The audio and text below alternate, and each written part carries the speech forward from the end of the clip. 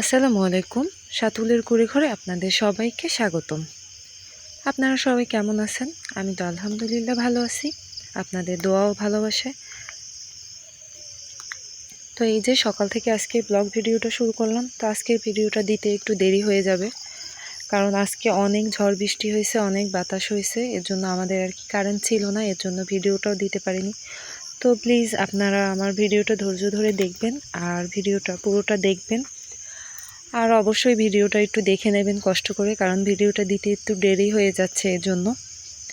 তো এই যে আমার হাঁসের বাচ্চাগুলোকে আপনাদেরকে আগেই দেখিয়ে দিলাম।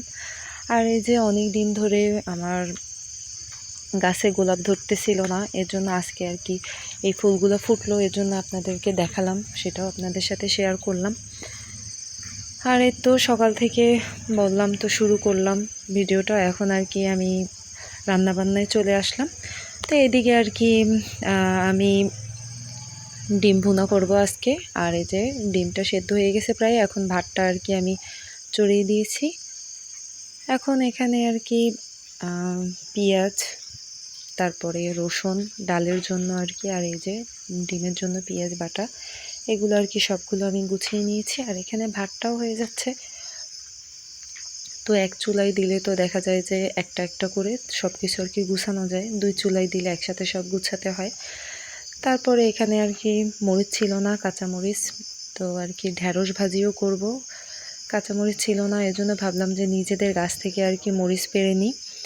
তো নিজেদের ক্ষেত থেকে আর কি মরিচ পারবো, সেটা আপনাদেরকে দেখাবো না তা কি হয়, এর জন্য আর কি মরিচটা পাড়তেছিলাম। আর তখন আসলাম, আর এই দেখেন এই যে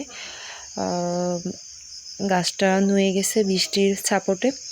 তো আজকে সন্ধ্যার সময় বৃষ্টিটা হয়েছে, তো আমি তো ভিডিওটা সন্ধ্যাতেই ছাড়ি, এর জন্য আর কি আপনাদের কাছে ভিডিওটা ছাড়তে দেরি হয়ে যাবে। তো আপনারা প্লিজ আমার ভিডিওটা দেখে নেবেন পুরোটা। তারপরে এই যে মরিচগুলো নিয়ে এখন আর কি নিয়ে যাব ঘরে, তারপরে আর কি কাঁচা মরিচ কেটে তারপরে আমি ঢ্যাঁড়সটা ভাজি করে নেব। তো আমার ভিডিওটা আপনারা যেখান থেকে, দেশ এবং দেশের বাইরে থেকে যেখান থেকে দেখে থাকেন, ভিডিওটা অবশ্যই দেখে সাবস্ক্রাইব করে দিবেন, আর ভালো লাগলে অবশ্যই কমেন্ট করে যাবেন। আর এদিকে আর কি এই যে ঢ্যাঁড়সের পেঁয়াজটা আমি সেরকমের আর কি বাদামি করব না, কারণ সাথে সাথে যদি ঢ্যাঁড়সটা দিয়ে দিই তাহলে দেখবেন যে ঢ্যাঁড়সের কালারটাও সুন্দর থাকে আর খেতেও ভালো লাগে, কারণ ঢ্যাঁড়স ভাজির সাথেই পেঁয়াজটাও ভাজি হয়ে যায়। এর জন্য আর কি বেশি না ভেজেই আমি আর কি ঢ্যাঁড়সটা দিয়ে দেব সাথে সাথেই, তাহলে খেতে অনেকটা ভালো লাগে। আপনারা ওইভাবে ভাজি করে খেয়ে দেখবেন। তারপর আজকে তো আমার ছেলে আসার তারিখ, বৃহস্পতিবার আর কি, এর জন্য আর কি ও আসছে, এই যে সব কিছু আর কি কিনে নিয়ে আসছে। তো এখানে পাউরুটি নিয়ে আসছিল, কলা নিয়ে আসছিল, আর এটা হচ্ছে আমাদের গাছের আম, এই তো এই মাত্র আর কি পড়লো, তো আমার ছেলেটা আর কি কুড়িয়ে নিয়ে আসছে আমটা। তো এই যে পান, আমাদের ঘরে তো পান লাগবেই, আর এখানে শশা নিয়ে আসছে। আর এই যে সে নাকি আম খাওয়ার জন্য অনেক বাবার কাছে বায়না করতেছিল, এর জন্য আর কি এই কয়টা আমই নিয়ে আসছে, কারণ আমের এখন তো অনেক দাম আর আমগুলো ভালোও না। এজন্য ভাবলাম যে গাছে তো যে কয়টা আম আছে ওইগুলো খাবে, এজন্য আর কি অল্প করে আম নিয়ে আসছে।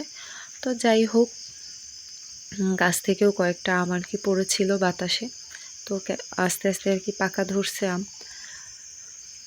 তো গাছের আম পোকা আছে আমাদের গাছের আমে, তো যাই হোক, পোকা থাকুক আর যাই থাকুক, ফরমালিন মুক্ত আম, নিজেদের গাছের আম, ভালোই লাগবে খেতে। তো আপনারা আমার জন্য দোয়া করবেন। আজকের ভিডিওটা বেশি বাড়াবো না, আজকের ভিডিওটা এই পর্যন্তই। আপনারা যেখান থেকেই দেখে থাকেন অবশ্যই আমার ভিডিওতে কমেন্ট করে যাবেন। আল্লাহ হাফেজ।